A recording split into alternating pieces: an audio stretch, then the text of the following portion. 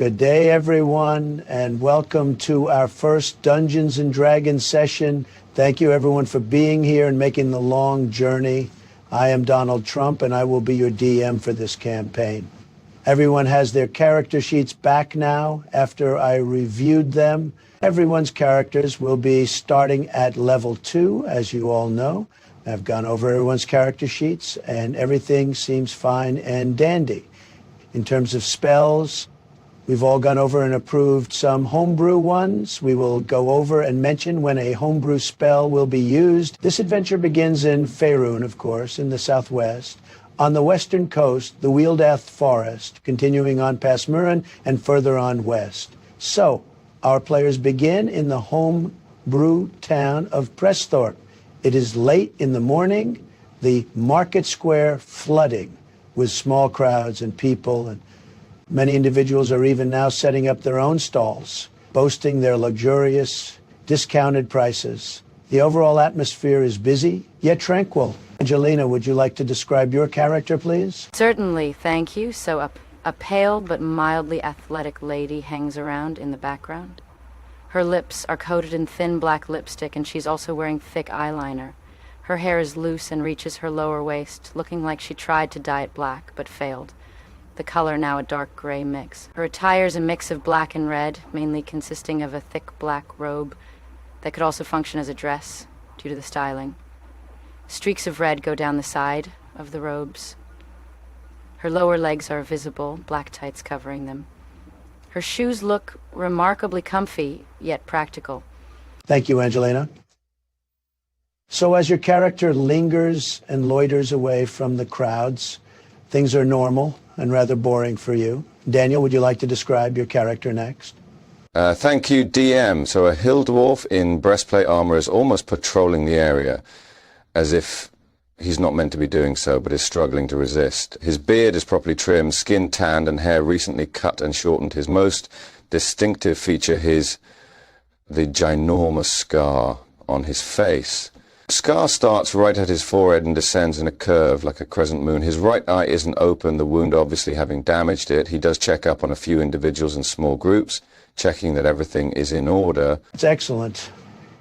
So as this armored hill dwarf somewhat patrols the area, the ground shaking is not meant to be happening. As far as you can tell, this large area of shaking ground increases in range, the entire market square soon being affected.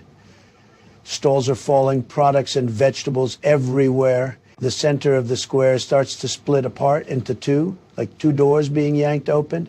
Everyone is, of course, freaking out and panicking, almost shoving past each other to reach safety.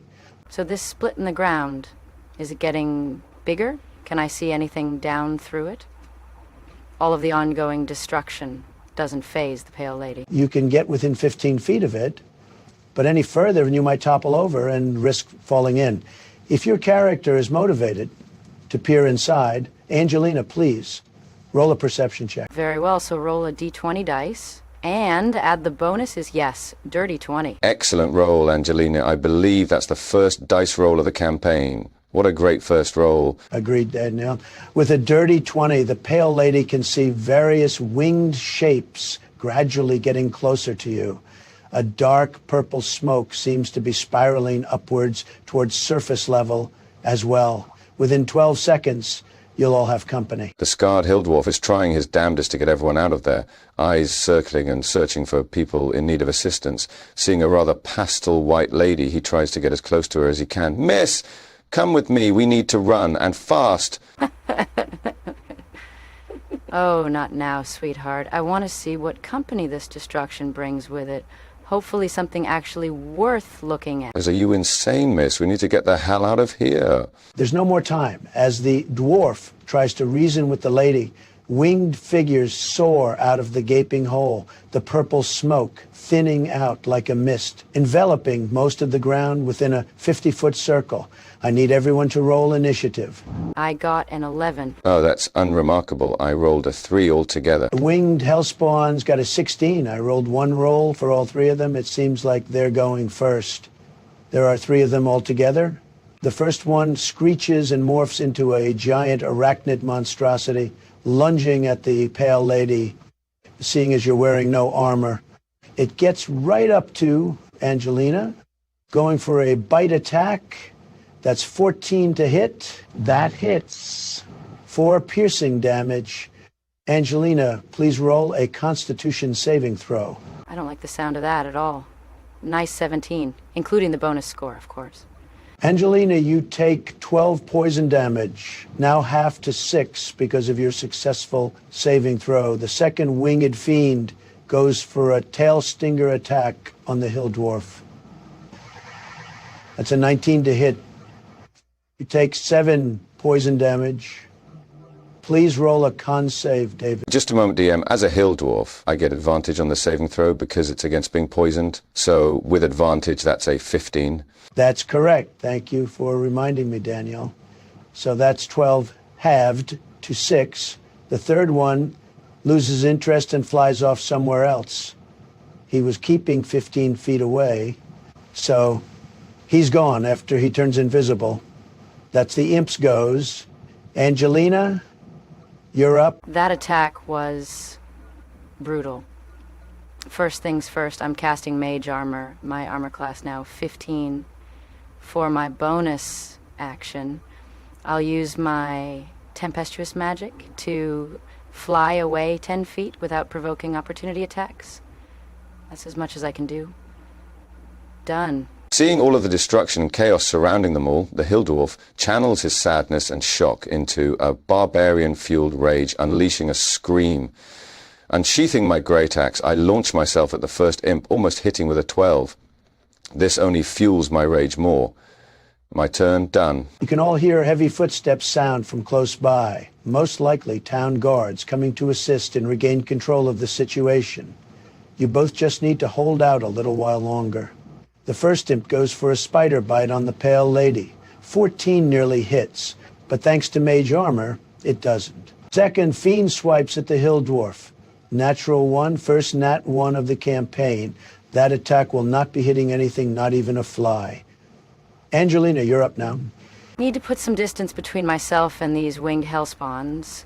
Bonus action tempestuous magic again. I fly 10 feet away again, using 10 of my movement to get 20 feet away in total. Main action chaos bolt. Shit. Oh, it's a 7 to hit. Miss. Well, that's my turn. I don't know how you got out of the fires of hell, but you've had a wasted trip. I'm sending you wretches back there, even if I have to drag you back myself. The hill dwarf is screaming, going for another blade attack. Oh my word, that's a 6. And my rage ends. Wow. Next turn, please. Sorry, guys, the dice can be cruel. First imp, still a spider, goes to bite Angelina after flying 20 feet towards her. 15 to hit. For 5 damage, Angelina, please roll another Constitution save. This is bad. I'm almost down. 21 on my save. Now that's promising. Angelina, you take 11 damage, halved to 5. Damn, I'm down. I'm down. The second imp attempts to wound you again, hill dwarf. Wow, another natural 1. Karma for downing Angelina, maybe? Speaking of, Angelina, please roll a death saving throw. That was almost a 10. Damn, that's an 8. The hill dwarf just goes for another attack. Yes! 10 plus 4, 14. 8 slashing damage. Caught up in your successful swing, you gradually realize that a whole squadron of town guards have swarmed the area. Roughly 15 of them. They get the pale lady stabilized and off to the medical center. Daniel, the guards finish off the imps with ease before the purple mist echoes one word: insurrection. The purple mist dissipates into the air, fading away up into the sky. The gaping hole slowly closes, the damage done to the ground seemingly non-existent now. All right, everyone, we'll leave it there. Thank you all so much for being here. Take care. Welcome back, everyone, to the second session. There won't be a recap. Feel free to watch the first episode to catch up on things. So hours pass after the destructive event that transpired in the market square. Angelina, your character is recuperating in the medical building near the square. Of course, the guard on the streets have doubled in case something like that happens again, all too soon. Daniel, you soon get escorted into the mayor's office after Your presence was requested by the mayor personally. You haven't been in Presthorpe for long, mainly 2 days. But Mayor Archibald is known for his consideration and grand feats when it comes to his town. That is Presthorpe. The guards in the office have thicker armor and more pristine weapons compared to the other guards on the streets. The air is thick with the scent of whiskey and tobacco. Fur and hide rugs are plentiful in this office, along with elaborate paintings and taxidermist subjects, mainly birds and one huge brown bear posed near the fireplace. You get a lead-in by one of the more final-looking guards. Already sat in front of the mayor's desk is Tiefling, dressed in silk. The mayor turns to face everyone, his face weary and stressed. His fine attire and robes practically scream class. His trimmed stubble is immaculate, as well as his figure. His eyes go to the Tiefling seated before him. I understand your offense, Camerier, but the people are already gossiping. Since this event was that of the infernal kind, there are hushed whispers that anyone related to the Hells is involved. I personally do not believe that you're involved in any way, but my guards and people will cease gossiping and slandering once we've gone over these questions I have for you. The dark blue Tiefling twirls the end of her hair, visibly uncomfortable before speaking. C'est ridicule, inutile. Mayor Archibald, I understand everyone's concerns about what's happened, and I'm devastated about it too, but for people to just start blindly accusing me because of what's in my blood is saddening and breaks my heart. Please, Mayor, don't let me be the scapegoat here. You won't become a scapegoat for anyone or anything, Kemery. This is all to just quell the tension people are carrying because of the whole event. As I previously stated, I do not believe that you were involved, but I must question you, as my people have asked. I understand what you're saying, but I certainly have a feeling that the trans people's feelings towards me are far more complex than they are willing to show. Mayor Archibald stops himself from pressing the matter further, focusing on you, Daniel. Ah, if it isn't the hero of the hour, Bronson's stalwart, isn't it? That is my name, sir. How have you come to know of my name so quickly? Bronson steps forwards a little, smiling at the Tiefling before refocusing on Archibald. It's my job to know as many individuals as possible in this beautiful town. And I know your commander from up north, up near Baldur's Gate, if I'm correct. He speaks highly of you. Correct again, sir. Commander Lucha is a formidable warrior and leader, although that was before I got sent down here, at his request. Lucha is an excellent fighter, yes. Please, Bronson, have a seat. Mayor Archibald gestures towards the empty seat adjacent to the Tiefling. Thank you, sir. Bronson seats himself swiftly, his armor clanking. Please, call me Gerard. There was another with you during the battle before my guards got there. A pale lady dressed in black. Yes, Gerard, she was with me, not by association, but rather coincidence. I was trying to evacuate the area, but the lady refused to leave. She seemed entranced by the surprise desecration, ground, portal, hole. This is most interesting, and do you believe that she got beguiled by the sight due to curiosity or something more? Are you indirectly asking me if I think she caused the entire calamity? Perceptive. I like that. Yes, Bronson, exactly. The Tiefling looks at you, Bronson, not as curious as to your answer, but still curious nonetheless. I don't know, Gerard. I think she's just not as sane as the rest of us. Or her curiosity is more morbid than any of us can predict. And what about Camerier here? Archibald motions to the Tiefling. Do you think she has any involvement? S'il vous plaît, ne m'associez pas à une femme au hasard. In the common tongue, please, Camerier. Apologies, please don't associate me with a random lady, I said. I'm not associating the two of you. Bronson, our pale acquaintance, will be brought here shortly as well, since I have also requested her presence once she's rested. Mayor Archibald, what are these questions you wanted to ask me? Not me, but rather questions that people wish to ask you through me. Camerier, where were you exactly during the calamity? I was near the market square. I was looking to purchase some flowers. Flowers? They're a common purchase, I'll admit. What kind of flowers? Why does it matter? The type of flower does not relate to the circumstances of the cataclysm. Camry, please just answer my question. Roses, orchids, chrysanthemum? Not rosacées, nor orchids, I'm mildly allergic to.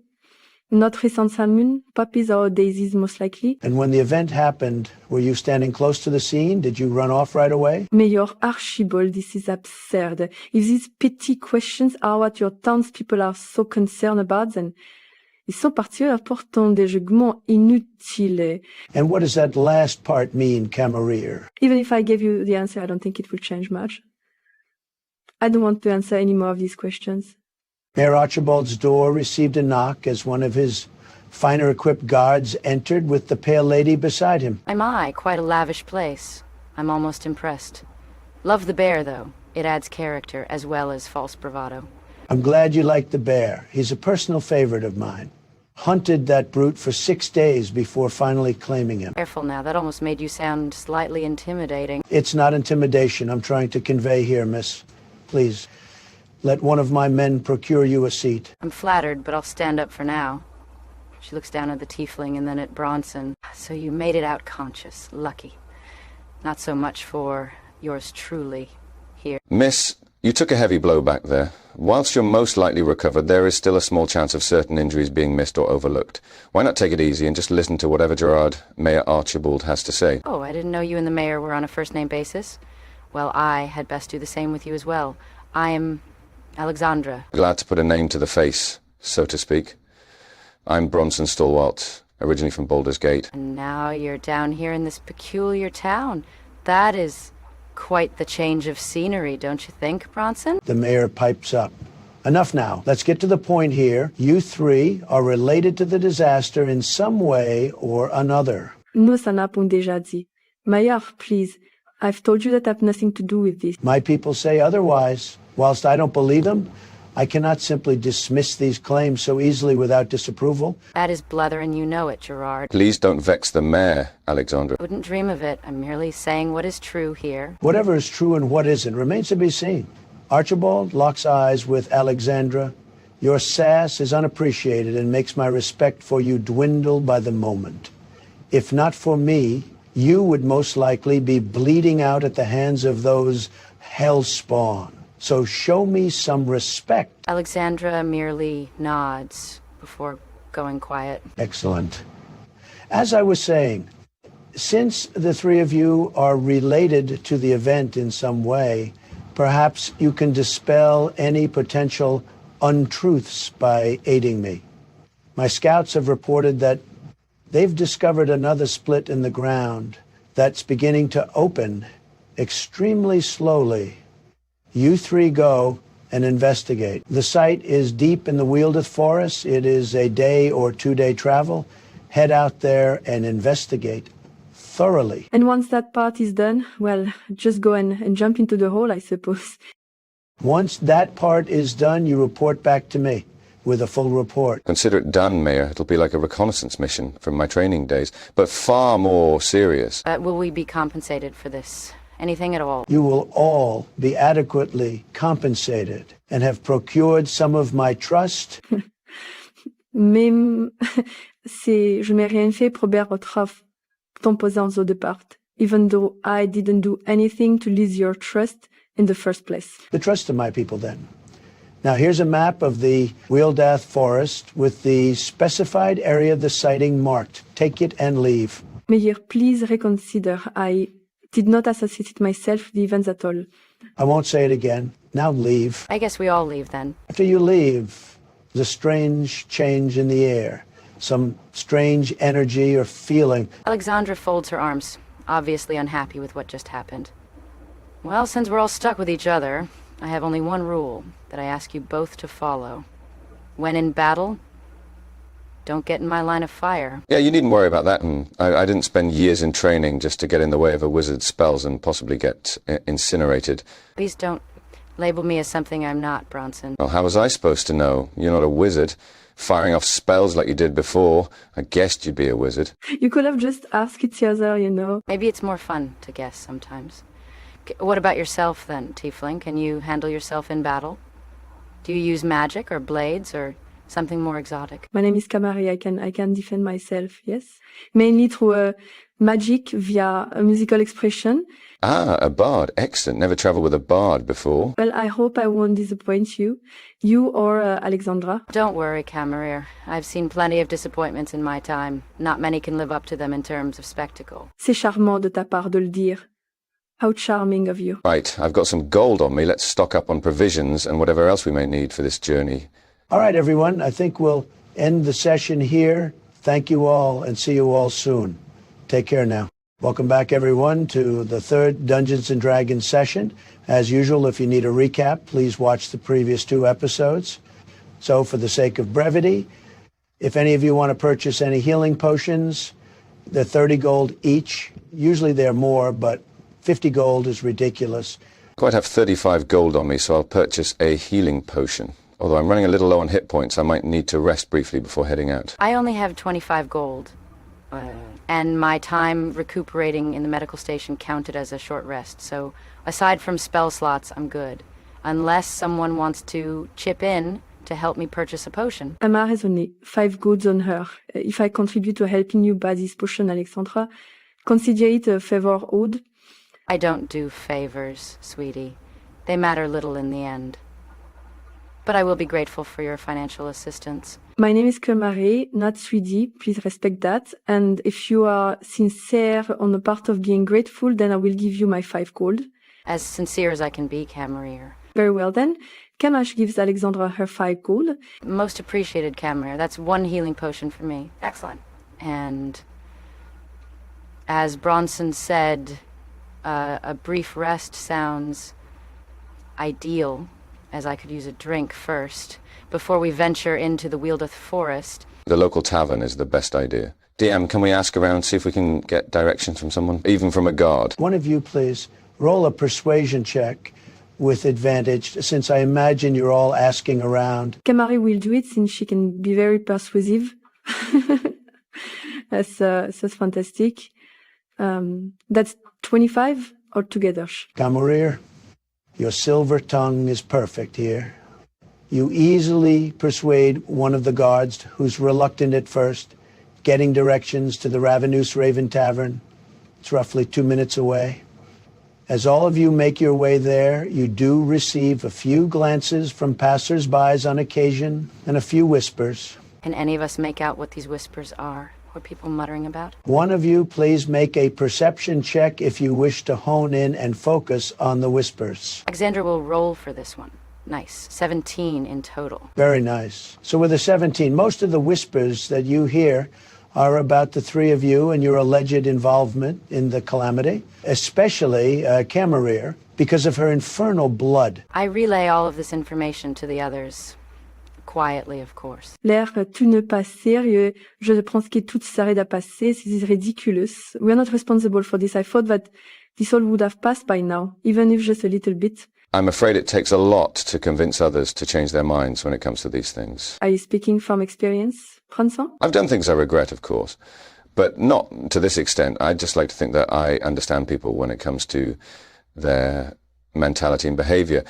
I've seen many a good man fall in the midst of bloody battles as a result of individuals inciting wars and battles they swore they could win. Que les dieux protègent ceux qui sont tombés. Que leurs âmes trouvent la paix et le bonheur dans l'au-delà. Repose-toi bien. What was that you just said, Camerier? It was a prayer. May the gods protect the fallen. May their souls find peace and happiness in the afterlife. Rest well. That was nice of you to do that. Thank you. Bronson's voice shakes a bit before he clears his throat. Vous êtes les bienvenus. You're welcome. Entering the Ravenous Raven Tavern, the air is thick with tense atmosphere, obviously due to what has happened. Many are slumped against their tables or look depressed and anxious. When the 3 of you walk in, a lot of people gaze at you. The air almost seems to freeze as everyone looks between each other and then back at you all. Suspicion and anxiety showing deep in their eyes and faces. You can probably find a table at the back of the tavern. It takes a very long time for people to resume their conversation. By the gods, all it takes is one rumor and then the whole town is deep in suspicion. I mean, I've never seen people so nervous over one small rumor before. Do you know when a rumor starts to get dangerous? When more and more people believe it deeply. It's like fire. You can stop it easily, or it can spread extremely fast, like a pure flame. It also depends on what you use to kill and destroy it. That is quite a decent analogy, Kemmerer. It's bad enough having this rumor, but having the ground split open in the middle of a normal day is not something that happens in most people's lifetimes. Oh, yes, I wanted to ask you about that event, Alexandra, or rather one particular moment. Why were you staring into that hole like someone staring at a hypnotist's watch? Well, this is one discussion I won't have while my throat is parched. Bronson, please go and get me something cold to drink. If you could please get me a cold drink as well, bon sens, I will give you the gold later on. I plan on stopping by my house before we leave the town anyway. How can I possibly resist two lovely requests from two lovely ladies? I will be back shortly. Bronson wanders up to the bar, ignoring any possible stares from individuals. Excuse me, bartender. Bronson, as you approach the bar and hop onto one of the bar stools, you hear sounds of a loose wooden stool being dragged around before a female halfling pops up from behind the counter. She's obviously in plain view now that she has something to stand up on. She's dressed in a well-colored tunic and fancy trousers. Despite all of the negativity in the tavern, this bartender seems to radiate an aura of positivity. It's as metaphorically bright as her blonde hair. Greetings, sir, and thank you for coming this very fine day. Well, fine, aside from the obvious, but that's a subject I don't dwell on. I am Mary Molly. Pleasure. What can I get you, sweetie? Mary Molly? That's a catchy name for a lovely lady. Please, can I get 2 cold ales and a glass of your strongest whiskey, please? Oh, you flatter me, sweetie, and certainly I'll get those drinks for you straight away. That will be 6 silver altogether. Bronson hands Mary a gold piece. Molly, please get yourself a cold one as well. An absolutely stunning woman such as yourself deserves nothing less. Why, thank you, dearie. You certainly know how to make a lady blush. I'll get a drink later and make a toast to you and thanks. That sounds excellent. Please do, and don't worry about the change. Bronson then take the drinks when they're ready and return to his table, handing everyone their respective drinks. Why, thank you, Bronson. Alexandra takes a swig of her drink, the cold liquid quenching her dry throat. That is so much better. Kamara nods in agreement after taking a long swig of her ale. Agreed. Thank you, Bronson. You're both very welcome. But Alexandra, about that question. And here I thought you had forgotten all about it. What can I say? That grand destructive event had me enraptured because rarely have I seen a portal into an infernal realm open on the material plane before. It's almost impossible for even the most powerful mages and sorcerers. But can we be absolutely certain that it was an infernal plane through the portal? It could lead to goodness knows where. It might be somewhere between the planes. We have a very strong suspicion that it is infernal. Plus, you saw those creatures that emerged, Bronson. Definitely of the infernal kind. But the big question is, how did that portal get there? Was it summoned, or did someone cast a strong, potent spell? A spell that contains almighty power. If it was a spell that was cast, then imagine all of that power and influence. If someone were to learn that spell, then they would practically be a god amongst men. Please don't say that so enthusiastically, Alexandra. It's almost frightening. If that was a spell, then it should be best left forgotten for the rest of eternity. I would not claim that spell for myself. I am just saying and theorizing here. Besides, to create a spell that powerful, you would need immense knowledge and wisdom of 1,000 mages. So maybe a fiend or someone similar summoned that portal in the square. Or should I say something? Toute cela a inquiétante. All of this is starting to make me as nervous as the rest of the patrons in this tavern. Well, this is all speculation. So don't worry too much about it. Besides, Auntie Alexandra is here to protect you. Please don't ever address yourself as that ever again. With all due respect, Alexandra.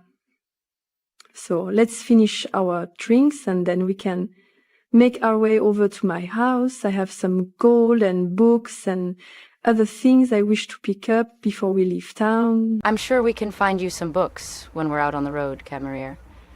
Sometimes run down and abandoned places contain things that you wouldn't otherwise expect to find. I don't doubt that, but I will have a most difficult time reading any book if I don't pick up my glasses first and pick up some gold for Briançon since he paid for my drink. Well, now I'm just curious to see what your house actually looks like inside and whether it's as infernal-like as I think it might be. For your information, Alexandra, my house is very simplistic and very pleasantly organized. It will surprise you in that regard. So sometime later, when you all finish your drinks, you leave the Ravenous Raven Tavern. You can count that time spent there as a short rest. I imagine Camerier knows the fastest way to her home. You can all get there within a good amount of time and avoid any more suspicion. All right, follow me, everyone. I know the quickest way back to my house. Like I said, I just need to pick up a few belongings and then we can head out. Camerier unlocks her front door before stopping to turn to Bronson and Alexandra. If you could both please wait out here. I won't be long, I promise. Not an issue. Do what you need to. And we will still be here waiting for you when you come out. Well, well, well, are you not going to invite us in? You haven't got anything to hide, have you? Absolutely not. There's just no need to take up a lot of house space when you both can just wait out here and I will be grabbing some things and then be back before you know it. Catherine, if you're being dishonest, then please roll a deception check. Very well then. 16 plus 5, which is 21 altogether. DM, I wish to do an insight check on her. Very well, Angelina. Please roll an insight check, but you will need to roll incredibly high. Damn it. 3 plus 2, which is only a 5. Camerier seems to have a good way of convincing you that waiting outside is best for everyone. Alexandra, if Camerier does not want to invite us in, then she doesn't have to. It's her home and she decides. I'm sure you would do the same if this was your home, Alexandra. If this was my house, it would definitely look a lot different than what it is now. Definitely an extra floor and a big balcony. Alexandra, please just wait out here. Kamat quickly heads inside and locking the door behind her. No way she did not just do that to us. She locked the door behind her in case we tried to slip in after. That definitely does not scream trustworthy to me. I would like to look around the front of the house and see if there are any windows I can peek through at all. Whilst being sneaky and stealthy, of course. There are some windows in the front of the house you can easily peek through, but I will require a stealth check for you to do it quietly. Okay then, 3 plus 2. That's another 5. Yes, for fun, Angelina, I'll let you describe how you break your stealthy approach. Appreciate the creative freedom, DM, even if it is describing a fail. I suppose Alexandra keeps her back against the front of the house as she shuffles closer and along like a wannabe ninja. She pokes her head round, viewing the window, her sinuses soon tickling as maybe a bug got up there. She sniffles and tries to quell the tickle, but can't. Trying her best to be quiet, she buries her face into her arm and tries to muffle a small outbursts of sneezes. Thinking that everything was still good, she returns to view the window, but is alarmed to find Camerier staring at her through it. God bless you, is all Camerier says before closing the curtains. For the love of all things dear in this world, will you please just come here and wait, Alexandra? So after some time, you are all reunited as Camerier has a small satchel, seemingly full of everything she needs. Camerier hands a Bronson a gold piece. Here, Bronson, for buying me that drink earlier. She then looks at Alexandra, clearly miffed. I instructed you to wait out here, not to try and spy on me like some common rogue. But why did you lock the door on us? That seems a little bit suspicious to me. Maybe I value my privacy more than others. Well, look, I don't like what you did, and I definitely think you are hiding something from us. We hope we don't come to regret it if if it doesn't also come back to bite us in the backside. Look, there's no point bickering amongst each other. Can we please go? We have a job to do. But of course, Bronson, please take point. Don't forget that you also have the map that Mayor Archibald provided you with. Your main destination is east, like the mayor said, maybe a day or two away. Since you're all on the road now, I need one of you to make a perception check to keep a lookout for threats. Someone also, please make a survival check to navigate and make sure you're all going the right way. Amari can do the perception check, since I think she has the highest bonus. Oh my goodness, natural 20? +4. That's the first natural 20 of the campaign. Congratulations, Catherine. Thank you very much. I'm honored to have rolled the first natural 20 this campaign. It's amazing. Excellent job. Catherine, can you do the survival check, Daniel? Since I think your survival score bonus is much better than mine. Not a problem. Okay, let me roll for the survival check. 17 plus 4, 21 in total. Far out. Fantastic rolls, both of you. So your main direction you're heading in is east, as Archibald instructed. You're all walking along the edge of the outer skirts of the forest. There aren't really any main paths here, only small dirt ones. The Wheeldath Forest is further east. The outskirts of the forest are all walking. Besides, is an innocuous extension of Wheeldath. With your excellent rolls, you are all very confident that you are safe and that nothing is going to jump out at you or surprise you in any way. Hours pass as you continue your journey, and eventually the sun begins to descend and plunge below the horizon. You do all have your camp supplies. You just need to go off to the side, possibly, find a decent place to camp for the night.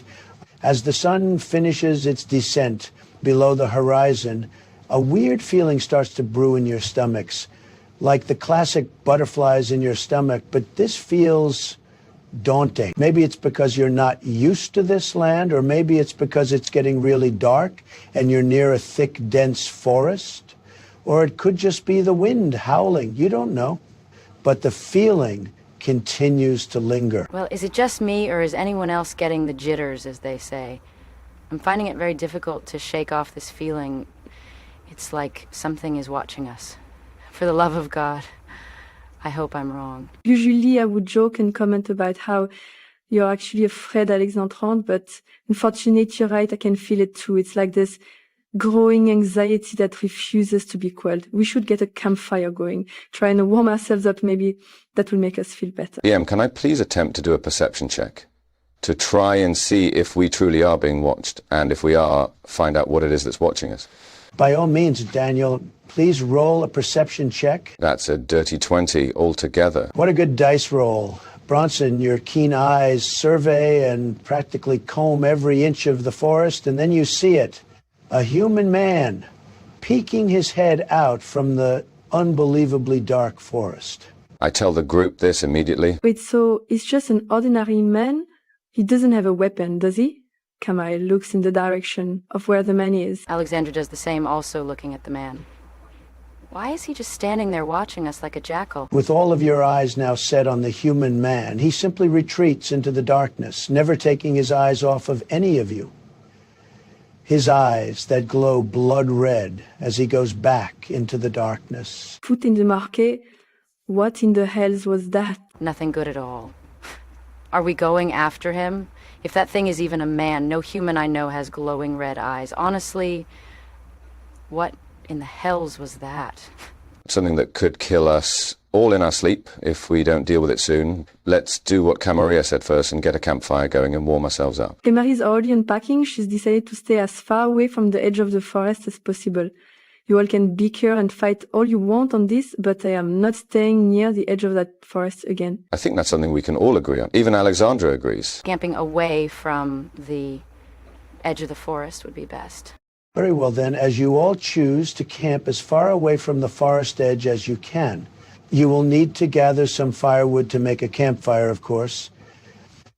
I should also mention that you all still feel like you're being watched, but less intensely. For the sake of brevity, can I have one of you roll 2d10 dice, please? Whoever chooses to obtain the firewood will have to do this roll. I suppose I will do it since Bronson has most likely done this sort of thing before in his training days. So 2d10 dice, 1 6 and 1 7, 13 altogether, Diarmuid. So whilst Bronson is out collecting firewood, is there anything anyone wishes to discuss? Alexandra does have one question that lingers on her mind. Camerier, why did you not change back at your house? Your current outfit is rather impractical. Impractical? Don't be ridiculous, Alexandra. Not only does this beautiful silk make me look beautiful, it can also be practical. What you said would be the case if the hem of the dress reached my ankles.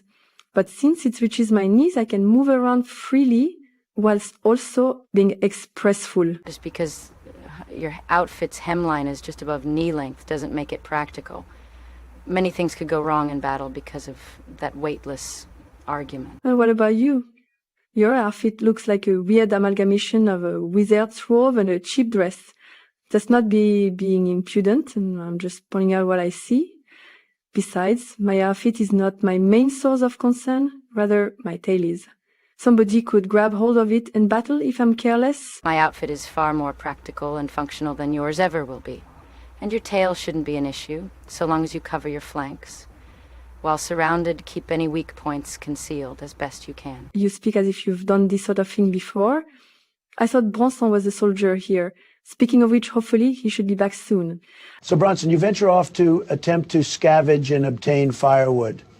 The amount of firewood you find seems very promising. About 10 to 20 minutes after you initially departed, you return back to the others with said firewood. Here we are, ladies, although one of you will need to light the campfire after I finish setting it up. Goodness, you almost startled me, Bronson. It's good to see you back so soon. Thank you, and my apologies if I did frighten either of you. Sometimes I have a light footstep, so I'm going to start crafting and putting this fire together as quickly but as carefully as I can. Do we still feel like we're being watched, DM, even a little? That daunting and uneasy feeling is still there.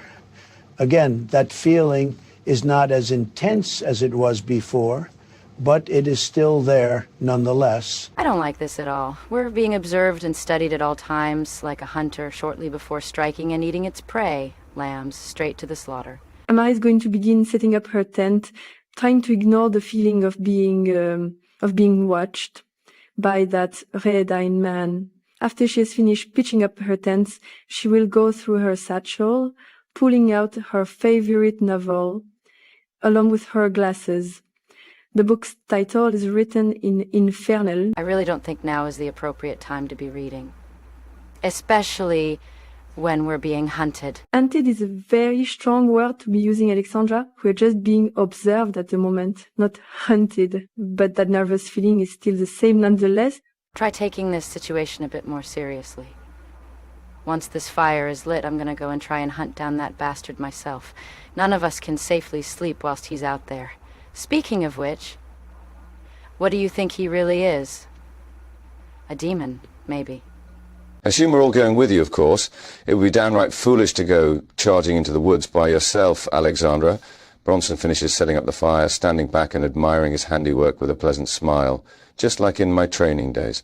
Of course, you're both coming with me. As you just said, Bronson, it would be foolish for me to go charging into the woods all by my lonesome. So, again, I want to know both your thoughts. What do you think that harrowing man really is? Well, if he is of the infernal kind, then maybe I can try reasoning with him. If he does not speak my mother tongue, then I suppose we will just have to try and intimidate him.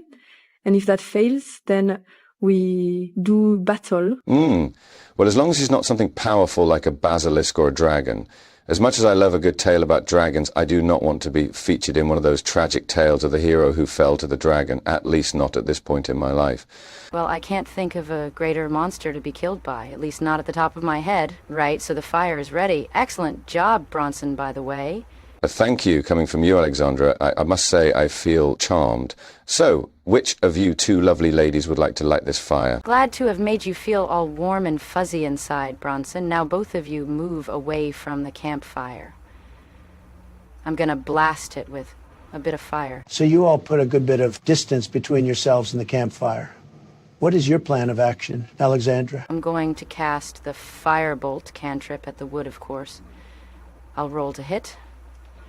So, in total, That is a 17. Nicely done. The campfire is now a contained yet strong blaze of flames. Kamari is the first to sit beside the campfire. What are you doing? We have a monster to hunt. Come on, get up and let's go. Okay, Alessandra coming.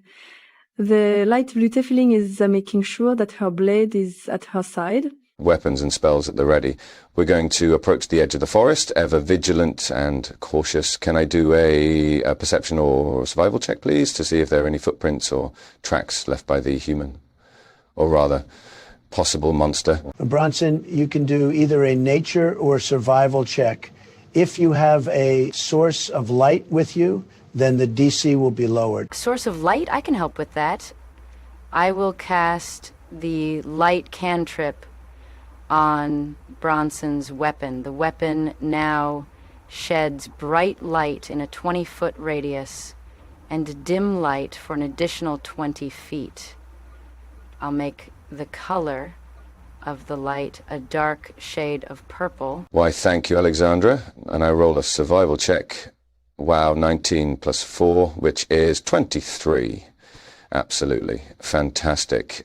But I was going to use a bardic inspiration on Bronson. It's crucial that we don't miss or overlook any and all possible trails and tracks.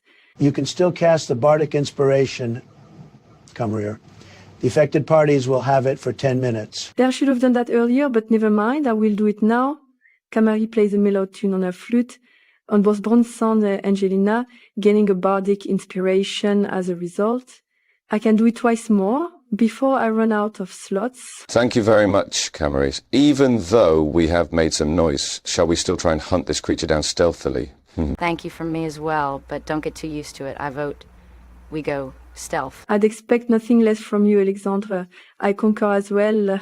Let's do this stealthily. All right, then I need everybody to roll stealth checks, please. And that's a 9. I will use the Bardic Inspiration. It's a good thing that I had it. So with a 4 from the Bardic Inspiration, that is a 13 altogether.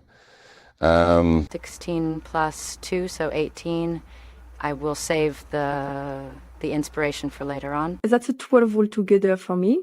That's not the best, but it could have been a lot worse. DM, if I dismiss the light spell, will we be in complete darkness? Not complete darkness, since there is a lot of moonlight coming from the full moon.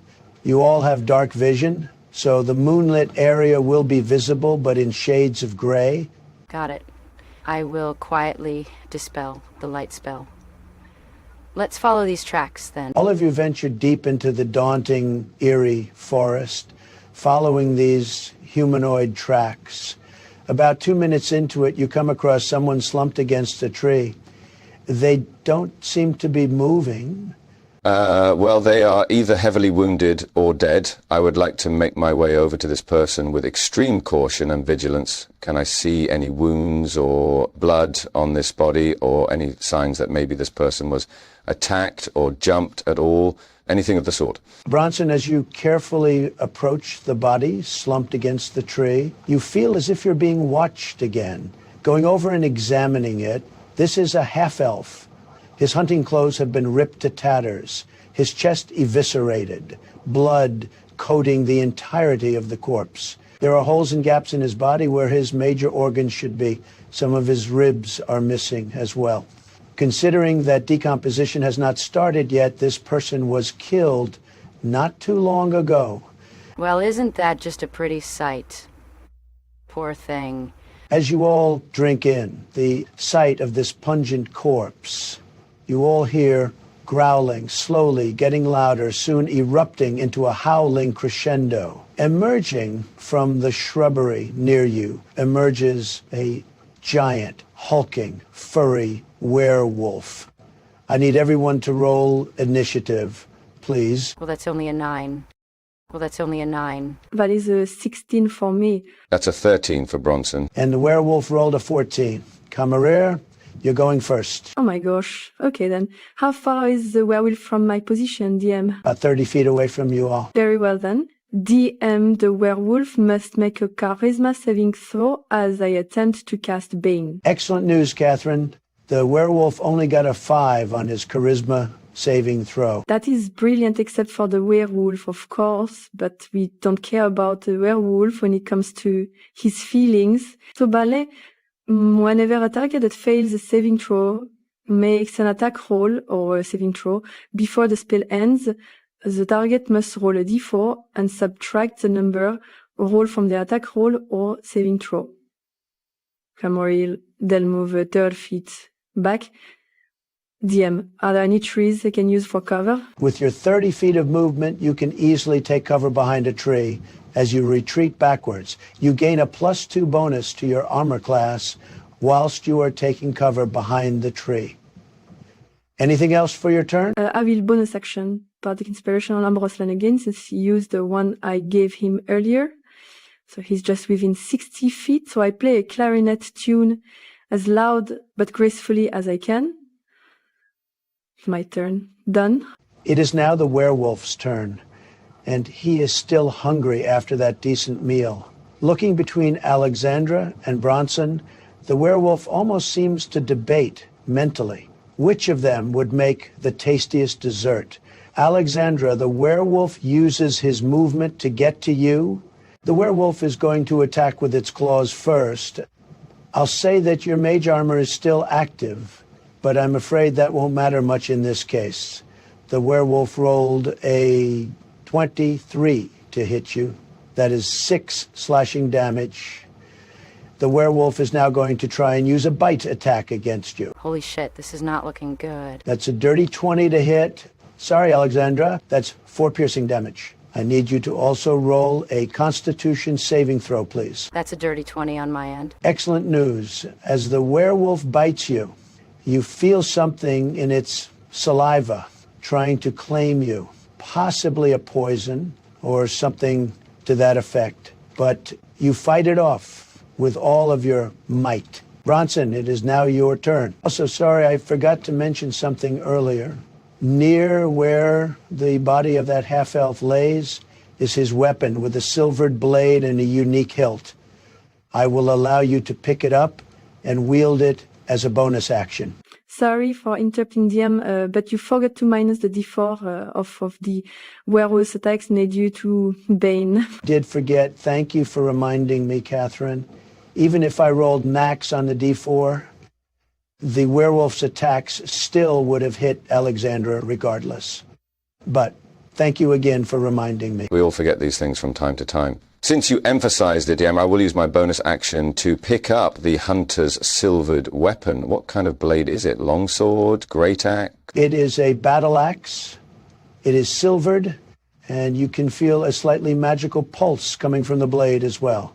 To find out what else this item does, if it can do anything else, you will have to magically identify it at a later date. How very interesting. Let's put this blade to the test. Now, brandishing my new weapon, I will attempt to swing and plunge it into the werewolf's chest. 15 to hit. Does that hit, DM? That does hit, Daniel. Please roll for damage. 8 plus 2, which is 10 damage. Nice. I will use my movement to get between the werewolf and Alexandra. That's my turn concluded. Nice indeed. Alexandra, it is now your turn. Since Bronson got between yourself and the werewolf, you can move away without provoking an attack of opportunity. Right, well, seeing how I'm critically low on health, I'm going to use my Healing Hands ability. Energy pulses from Alexandra's palms as she rests her hands upon her wounded chest. This energy then travels throughout her body, healing her for 4 hit points. So for my bonus action, I am going to use my homebrew cantrip, Vaultic Discharge. I will summarize what it does. You thrust your palm out and speak a short flurry of arcane words, unleashing an erratic burst of non-conductive electricity. You can target up to 3 people within sight, excluding targets made of earth or dirt. Make a spell attack roll. On a successful hit, the targets take 1d6 lightning damage and have disadvantage on their next strength saving throws. So I will now roll to hit. Damn it! That's only an 8 to hit. I will use the rest of my movement to get closer to Camarir. Also taking cover behind a tree as well if I can. You can quite easily take cover behind a nearby tree if you wish in the process. Top of the round. Camarir, what are you doing this turn? I think Alexandra still quite hurts. I'm going to cast Healing Word as my bonus action. That's 10 hit points back to you, Alexandra. All my other spells require a main action, except for one homebrew one, but I've already used a level spell. I will end my turn now. The end. No problem, Catherine. So it is now the werewolf's turn once again. Since Bronson is the only creature within range, the werewolf is going to try and take a big bite out of him. I will also remember to include the Bane spell this time. The bite attack misses even without the effects of Bane. Its next attack is with its claws. The attack would have hit with a 15, but luckily the effects of the Bane spell reduced the attack roll down to a 12. The lycanthrope howls and screeches in deep fury and frustration. It's going to use its movement to run in the direction of Alexandra. Bronson, you do get an attack of opportunity against the werewolf, should you wish to use it. Well, how on earth can I pass up an opportunity like that? Oh my gosh, natural 20 plus 4 to hit. That's going to do some serious critical damage. That's 10 slashing damage to the werewolf. Tremendous roll there, David. The werewolf yelps in pain as you get a good hit in with your new weapon. Dark black blood drips from where the werewolf was due to the open wound you just inflicted on it. The werewolf still continues to try and get to Alexandra.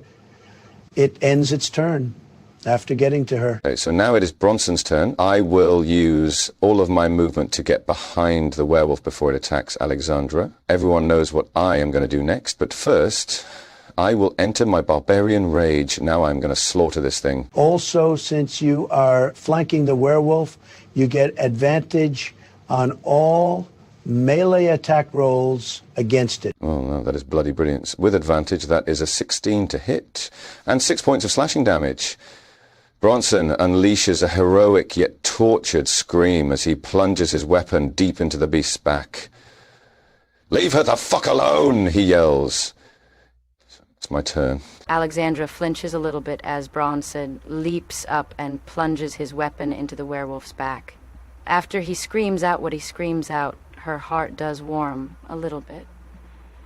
"What my dwarf friend just said, you fucking beast," she exclaims. She's going to risk taking an attack of opportunity and move 20 feet back, although she does still have her tree cover, and the beast is still affected by the Bane spell. I will say that if you angle it right, you can still keep your tree cover as you move away. Otherwise, you would not keep your tree cover.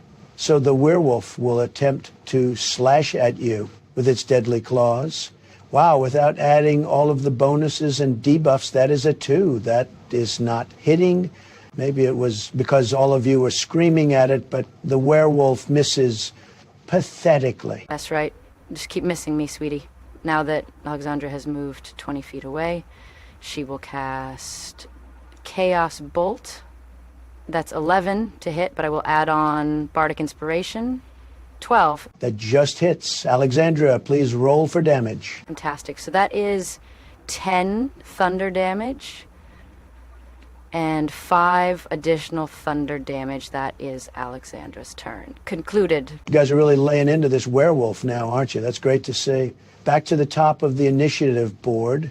Camarier. Kama is just in shock at Bronson and Alexandra wailing on the werewolf, so to speak. I'm going to stay within 60 feet of range and then cast Vicious Mockery on the beast. Dim, please roll a wisdom saving throw for the werewolf. Very well, and it also gets affected by the Bane spell as well for all of its saving throws. Camarier, what are you saying to the werewolf? My voice gets magically enhanced as I cast a spell. I then say, Jahir, your face is one not even your mother could love. And she's blind. Absolutely fantastic, Catherine.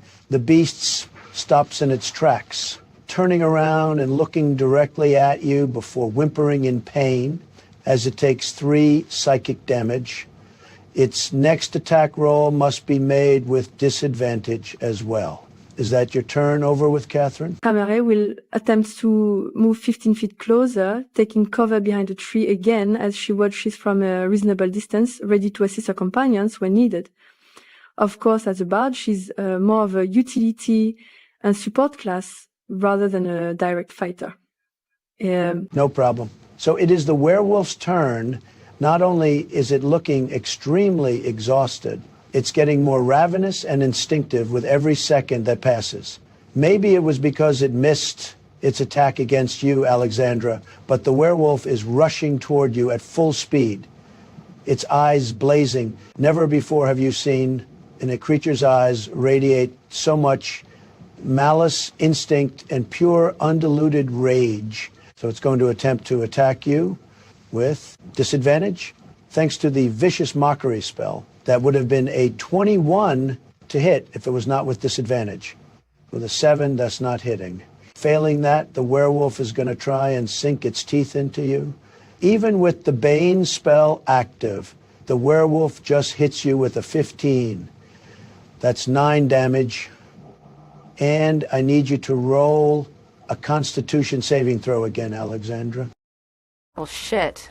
That's only an 8. Alexandra, as the beast plunges its teeth deep into your skin again, you feel that familiar sensation, that possible poison flooding deep into your bloodstream.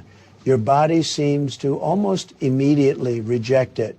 You feel nauseous and extremely exhausted, but you don't know if you're experiencing these symptoms because your body is fighting it or because this possible poison is sending you into shock.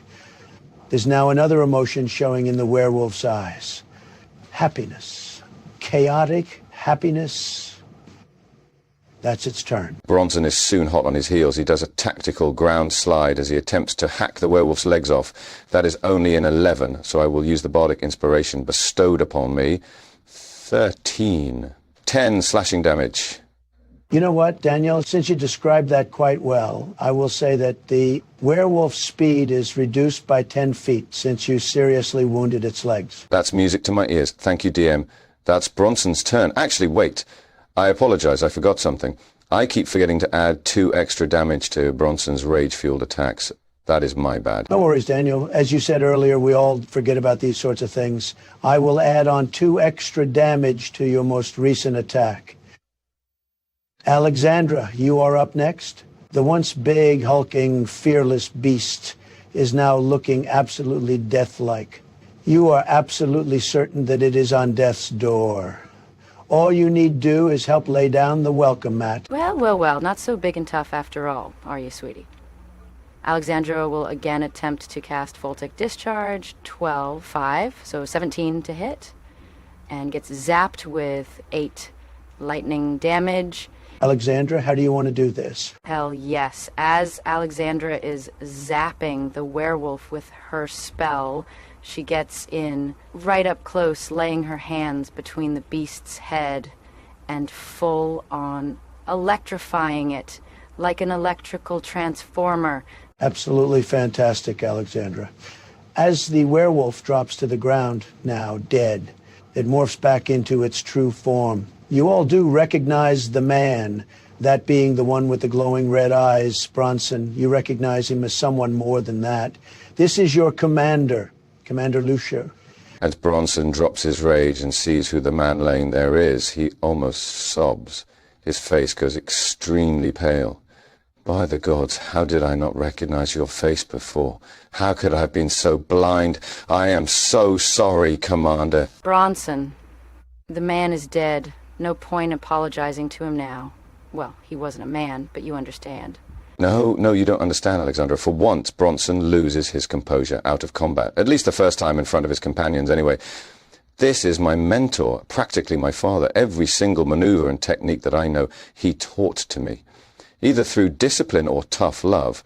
He was there when no one else was. Even when he was at risk of demotion, he still soldiered on and taught us every single thing we needed to know, to fight and to survive out in this cruel, harsh world. He took us scared, lost souls, and turned us into courageous, fearless warriors. But to see him now afflicted with this terrible curse breaks my heart dearly. He once taught us that true warriors do not ignore their feelings, but rather reserve them until the correct time. Showing and displaying your full emotions, it's just as courageous as staring a pit fiend in the eye. Marie slowly makes her way over, quiet and reserved as Bronson speaks. Her tail coils around her legs. Bronson, would you like a hug? Bronson stays quiet for a few moments. Camerai. Could you please do that prayer? I'm sorry, Branson, what are you referring to? Do you remember when we were on our way to the Ravenous Raven Tavern, you spoke a little prayer to honor the dead and the fallen I mentioned. Can you please recite it again for my fallen commander here, please? Apology, Branson. Of course I can. King Kamel approaches the commander's body, crouching down and soon sitting on her bare knees. Que les dieux protègent les déchus. Que leurs âmes trouvent paix et bonheur dans l'au-delà. Reposez en paix. Que vos âmes soient guidées vers la lumière et les inévitables retrouvailles avec vos proches. Soyez bénis. May the gods protect the fallen. May their souls find peace and happiness in the afterlife. Rest in peace. May your souls be guided towards the light and the inevitable union with your loved ones. Be blessed. Camari reaches into her satchel and lays some picked flowers down next to Commander Lourtard. Que votre âme moelle plus son peu, plus et le porcel le permettra jamais, Commandante. May your soul fly higher than it ever could, Commander. She gently closes Luchard's eyes. Ronson is practically a mess, silently crying as Camarilla recites her prayer. Once Camarilla finishes, he hugs her tightly, his cries becoming more and more audible. Camari hugs Branson close as he cries, rubbing his back. C'est bon, Branson. C'est bon, meine. It's okay now. Hardest part is over now. C'est bon.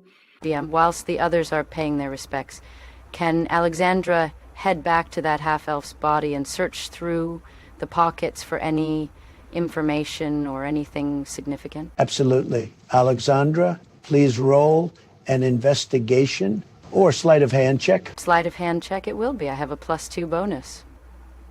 Whereas I have none at all in my investigation skill. That's only an 8. Alexandra, the corpse is a mess of blood and organs. Awful and sustenance for the former werewolf. You do find 6 gold pieces on him, although they're all drenched in blood. Groovy. Alexandra will cast the prestidigitation cantrip to clean away all of the blood. Okay, then. Alexandra, you look up at the full moon emerging from behind the clouds. Your distant nausea grows ever more present, and your exhaustion returns. Alexandra, you are now considered nauseous and have 1 level of exhaustion. You now have disadvantage on all ability checks. Oh, how absolutely fantastic. DM, I have a pretty good idea of what Alexandra is suffering from. Can I do a history check to see if I'm correct on my theory? Go for it, although the check will be with disadvantage because of what I just said. That makes it just as exciting, if not a little more nerve-wracking. So with disadvantage, that's 10. Alexandra, you know the basics of curses. A werewolf bit you and now you feel off. You have most likely contracted lycanthropy. Shit. I was really hoping I'd be wrong on that for once. Do I have any idea how to get a cure for this curse? If there even is a cure to begin with. Alexandra, please roll me another history check with disadvantage. Of course, DM. Damn, that would have been an 18 if it wasn't with disadvantage. With disadvantage, that is just an 8. You definitely know that there is a cure. You just can't quite remember what it is or if you can procure it, how to procure it. But a cure for lycanthropy is out there. You just need to find it. Well, I can't do much about it tonight, so I might as well take a long rest and lick my wounds. Hopefully I can sleep off the level of exhaustion I got. I suppose I'll venture back and see if the others are still there paying their respects. Alexandra, you return to where the body of Bronson's commander is. Ronson is trying to dig a hole to put Lucha in using his new battle axe. Kemai is doing her best to assist, casting magic at the ground to help break through it. Look, you two, now that the werewolf has been defeated, I'm heading back to camp to rest and to have some food. Are you two coming? You won't exactly be able to dig a 6-foot hole before the night is over. Not without a shovel or something efficient anyway. I'm not leaving here until my commander has been laid to rest. I don't care if it takes me well into the hours of the morning. I will get this grave dug. Most noble of you, but a nugatory effort. Camerier. Blasting magic at the ground won't exactly expedite the task. At least leave it for tonight. We're all tired and have taken a trouncing tonight. You don't want to grind yourselves down. Come back to camp. No, I won't leave my commander, just like he never left me. You two head back. I have a lot of work to do tonight and a deep grave to dig. Pense, I don't cherish the thought of leaving Luther out here the night, but his soul is free and he's at peace. But he still deserves a grave and an epitaph. What am I going to tell my other superiors and colleagues at Baldur's Gate? Yes, he does. But when you're weary and distressed, it makes our hearts heavy.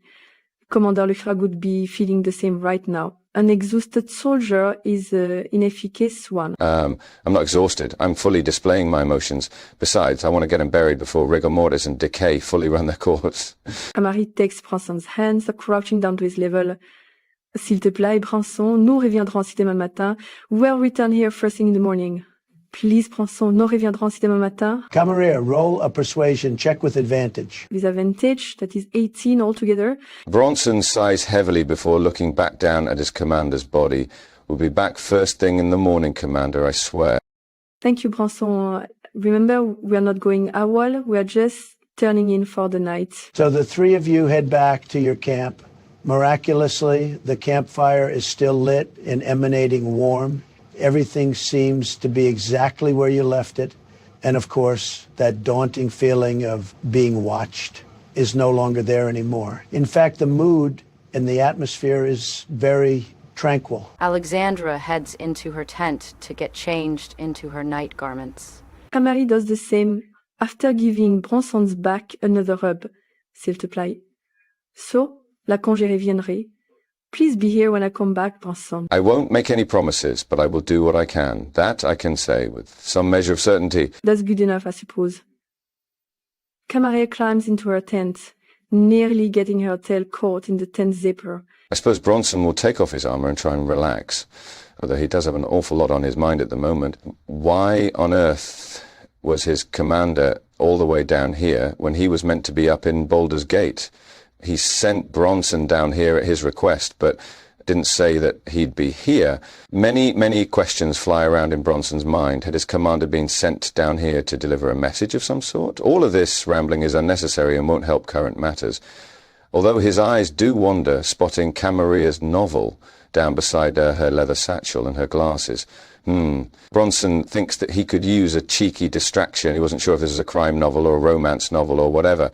It also looks like the title of the book is written in Infernal, the language of the hells as they call it, although Bronson has no trouble or issue with the language. Yet he never took the time to learn it because he really had no need for it. He has his own mother tongue, which is Dwarvish, of course, although he rarely ever found himself speaking in Dwarvish these days. Bronson picks up the book and opens it to the very first page. Bronson, as you open the book to the very first page, you are relieved as you find that the writing is in common, well, as far as you know, at least, the first 2 pages. As you begin to peruse and study through the book, you realize that it's a very promiscuous and cheeky novel. The first few pages already describe a very sexual scene between a chambermaid and a lusty Goliath.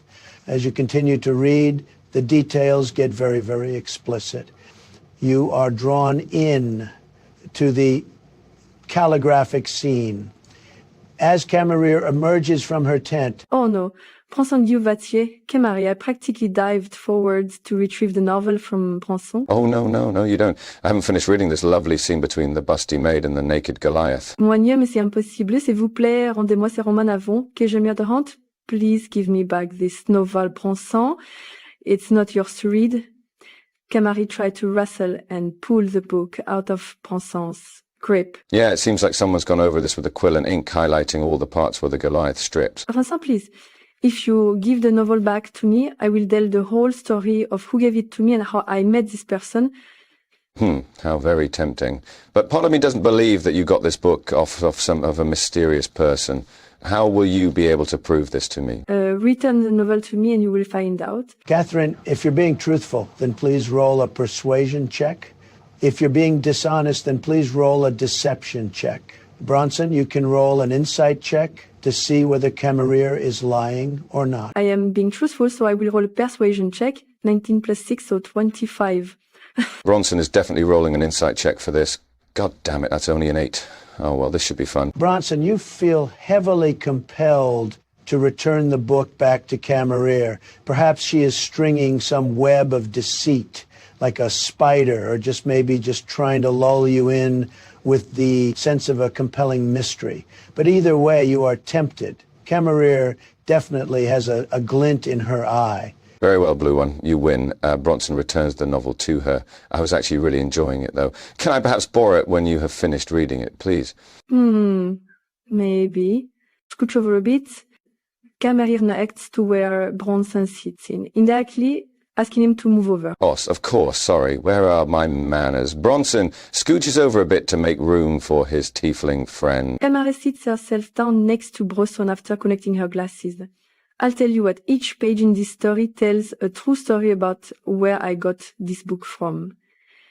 I'll start with the first 2 pages and then we'll slowly go over the others with time. Sound good? Oh, Camera, you mean to slowly drip feed me at your leisure? That's extreme parsimony on your part, Camera, but fine. So please, tell me about the first 2 pages. What does a chambermaid and a Goliath have to do with where you got this book from originally? While the origins of the location of where I got this book from do involve a mistress and a Goliath of some sorts, some people claim the Goliath to just be a giant.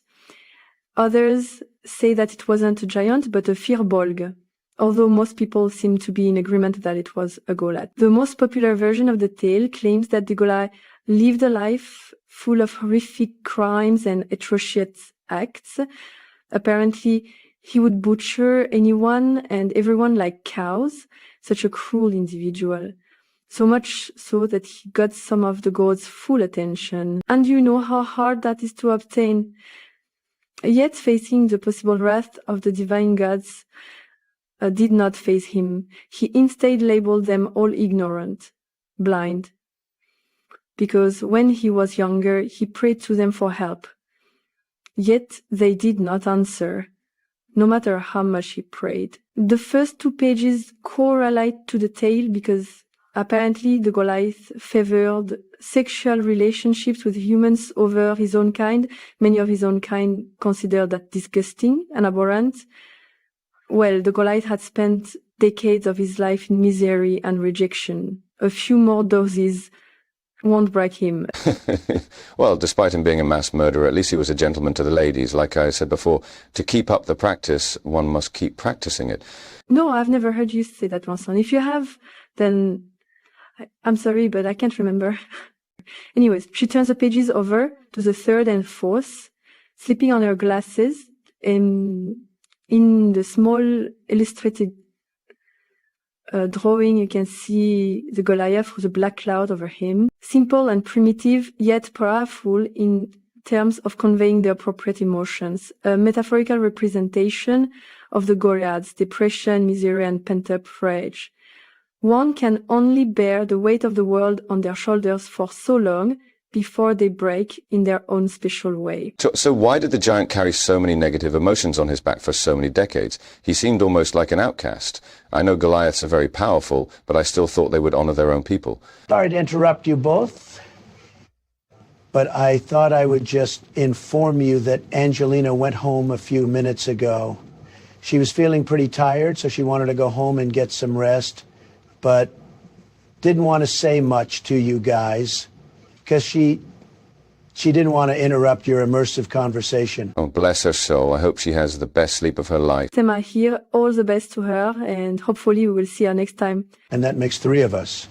Anyways, if you want, after you wrap up this part, we can end the session here. I'm free all day, so I do not mind in the slightest. Also, one more important thing. After you guys complete this long rest, you will all level up to level 3. That's fantastic news. Level 3 is one of the most monumental power spikes in Dungeons & Dragons because subclasses and access to higher level spells and features. I still have not decided what barbarian subclass Bronson will be. I'm thinking of trying my own homebrew bard subclass. The lad is still reviewing it though. Anyways, shall we get back to it? Well, Bronson, I could tell you the origins of the Goliath's childhood, but then we could be jumping ahead a few chapters, although the sexual relations with humans didn't help win him any favors. Goliaths and giants have always seen humans as fragile and puny and weak. I mean, that's as obvious as a dung beetle on an ice pond. If they were that candid on how much they hate humans, then imagine how they must view dwarves like myself. Or kobolds for that matter. Karma closes the book, setting her glasses on her forehead. That's about as far as we need to get into this evening. I hope you enjoyed my little campfire story session. You're pausing it there, but I have so many questions. But so I suppose that's the point, isn't it? Tu as tout à fait raison, mon ami. Now you do the whole infernal thing again. Come on now. Please don't say that you expect me to ask you to translate for me. Je pourrais dire que mais je ne le ferai pas, Bronson. Je could that, but I won't. Quand Marie gets to her feet, her short night dress picked up a little as a very small gust of evening wind went by. She then waved at Bronson good night before climbing into and zipping up her tent. And to think I had thought her a little timid when I first met her. But I suppose she kind of was, but I don't blame her. Bronson then climbs into his tent, taking his armor with him. All right, then, everyone, that was a very long session, but I really hope you all enjoyed it. You all now level up to level 3. Thank you, everyone, so